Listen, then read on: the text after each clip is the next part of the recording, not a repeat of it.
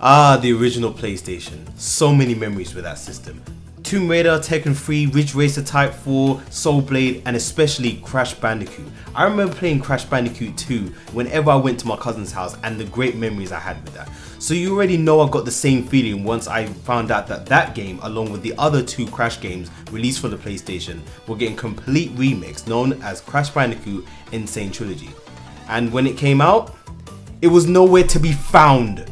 Seriously, everywhere I looked, whether it was game shops or online, it was practically impossible to find. And to make things worse, it was selling on Amazon and on PlayStation Store, but for double the price. And I was like, F that, plus I wanted a physical copy. It wasn't until Prime Day that it finally got back in stock, and I made sure I got that son of a bitch quick. So, now that I finally have the game, let's dive right in.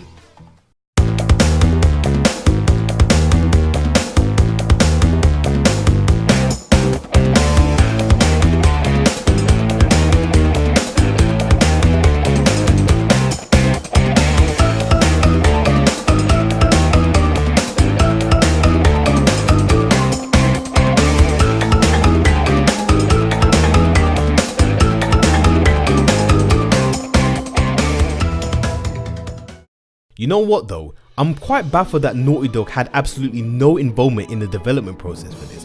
I know that Activision technically owns the right to this franchise, but Naughty Dog were the original creators of the first 3 games, so it would have made more sense, especially since the teaser in Uncharted 4 adding to the confusion. Nope, instead that goes to Vicarious Visions, which have worked on Crash games on the Game Boy Advance. I haven't played any of these, but I've heard good things about them, so I'm optimistic they will do a good job, and for the most part it's exactly what I remember. That was the main goal for Vicarious Visions when developing this, to make it as faithful to the originals as possible, and they did it. The story, the cutscenes, the controls all remain unchanged. Well, except from the massive increase in graphical quality. I mean, just look at it, man, it looks beautiful. Everything looks so much more vibrant, and the presentation in cutscenes have been completely redone with new animations and cleaner sound design. Seriously, there are times when I'm watching this that I think I'm watching a 3D animated movie, showing the distinction between the two are becoming smaller and smaller each time. You can select any game from the main menu, but out of all 3 games, Crash Bandicoot 1 is the only one that out of the 3 that I haven't played yet. And my first impression is pretty good, but it really reminds me that it's the very first game, as none of Crash's abilities from the sequels are in this. It's simply running, spinning and jumping. Simple and loads of fun, and that's all that matters, despite how fucking difficult it can get, and trust me, I'll get into that later on. The controls were very easy to adapt, as I heard the developers tweak the controls a bit for this game so it doesn't feel as heavy as in the original, which gives muscle memory issues apparently to people who've grown up with this game. Overall, I'm glad to have finally experienced Crash Bandicoot 1 to see how the franchise started in the first place. That, and also it made me realize just how much I missed the abilities from the sequels, leading into Crash 2. Now this is familiar territory. I loved playing this game as a kid, and coming back to it many years later really took me back. The slide jump was very fun to do back in the day and still fun now. However, at least 75% of the game was still new to me. As I said, I only played this game at my cousin's house and I never got the chance to own this game. Well, until now. And I said to myself, when I get the Insane Trilogy, I will 100% both Crash 2 and Crash 3. So that means getting all the crystals, all the gems, and in Crash 3's case, getting all the time trial relics. And this is where the difficulty really shows its ugly self. Okay, for the most part, it was a comfortable experience getting all the gems, which is basically, for those who don't know, you get the gem after breaking every box in a stage. If you make it to the end of the stage with all broken boxes, you get the gem. And trust me, the game won't hesitate to tell you how many boxes you missed. But in some levels there are hidden gems that you need to look out for, and it even hints to you where it's likely to be. So where's the difficulty, you may be asking? Well, let's just run down the list. First off, the backtracking is still an issue on branching pathways. Awkward as hell jetpack controls, and getting some of the box gems is just a fucking nightmare. Like I said before, Vicarious Visions wanted to keep faithful to the originals, which means all the bullshit level design is still here. Obviously not all levels have bad design, just a few examples, and the biggest example to me is Piston It Away. Oh, I fucking despise this level. This is the poster child for bad implementation for getting a box gem. First of all, let me explain death platforms. These appear in certain levels only if you haven't died, and most of the time it contains a hidden gem. So in Piston It Away, you have to deal with giant pistons and these stupid octopus looking things. In order to get the box gem in this stage, you need to avoid those things I previously mentioned, bypass the death platform for the time being, don't kill the octopus right here, I'll explain why later, beat the bonus room, and then progress until you get to this section right here where there's 2 rows of nitro boxes, a piston and this enemy. Once you break the box in front of you, you need to go back to the death platform with this shrink wave pointing towards you this time, perfectly time your slide jump so you just miss the shrink wave blast, and then once you get back to the octopus you didn't kill, you need to time your jump just right so you're able to bounce off it, giving you the right height to reach this platform. And you only have one attempt to do that, because if you fuck up the timing and miss the platform, the octopus doesn't respawn. So you can already imagine how infuriating it gets when you do all that previous shit and then fuck up at the last minute and have to die and try again. But wait, you can't die, because if you do, the death platform disappears. Yeah, I already know what that feels like, and it fucking sucks.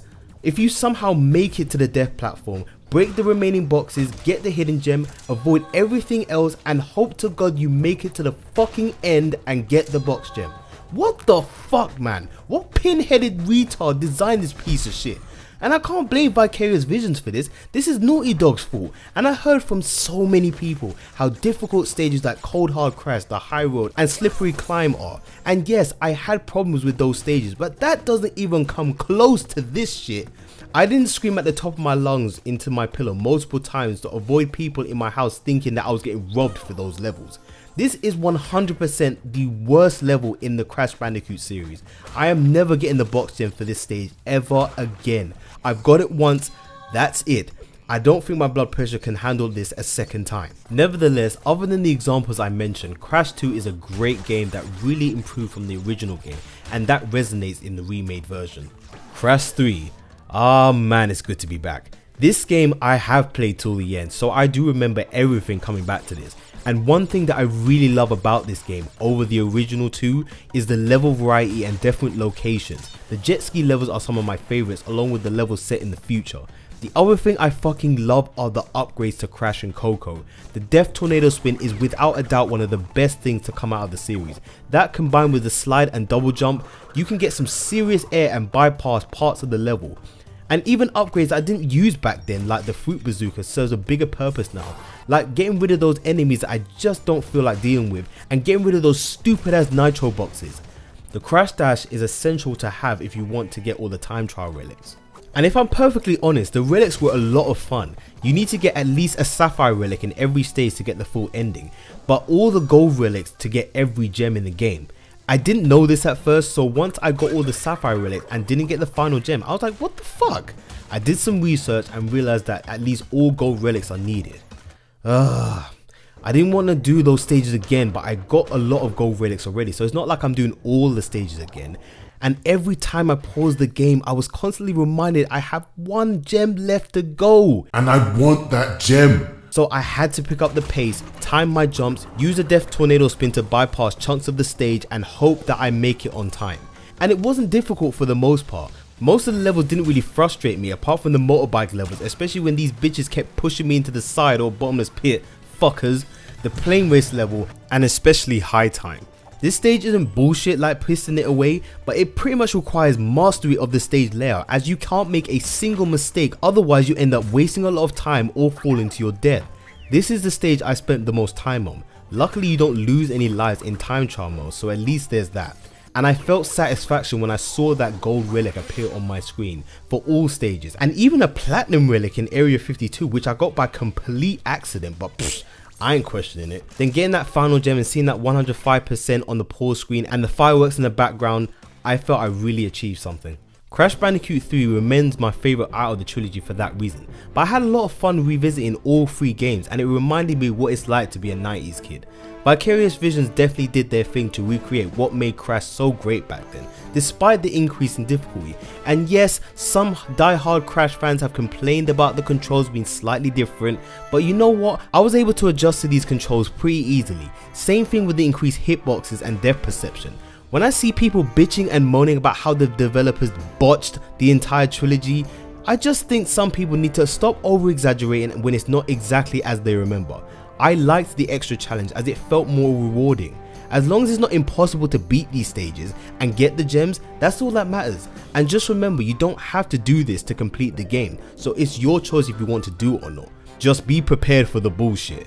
If you always wanted to try out these games on the PlayStation but never got the chance, get the Insane Trilogy, because this I believe is the definitive way to play these games. Plus you get all 3 games remade in all-in-one package for under £30. Fucking hell, get on that shit. Can I recommend this to newcomers however? Well, if at any point a Crash Bandicoot game has piqued your interest, then try it out. You may be pleasantly surprised. But if you played the original trilogy and that didn't really tickle your fancy, there's not much of a difference in the Insane Trilogy that could change your mind. But still, it's nice to see Crash back in action after being in limbo pretty much for so long. And this game has been selling well. I mean, if my struggle trying to find the damn game wasn't much of a hint. But yeah, it beat Horizon Zero Dawn in terms of biggest selling exclusive at launch. And Activision is now considering reviving this series, which I'm all for. Now all we need is a remake of Crash Team Racing. Activision, Vicarious Visions, get on that shit. But only time will tell for that one. So with that said, thank you guys for watching, and until... What the fuck?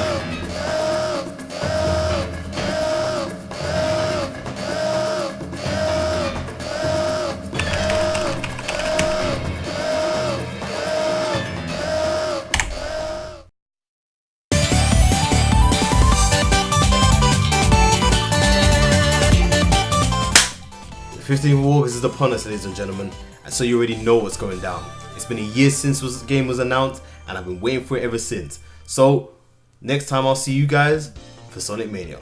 With that said, thank you guys for watching, and until next time, this is Stealth signing out.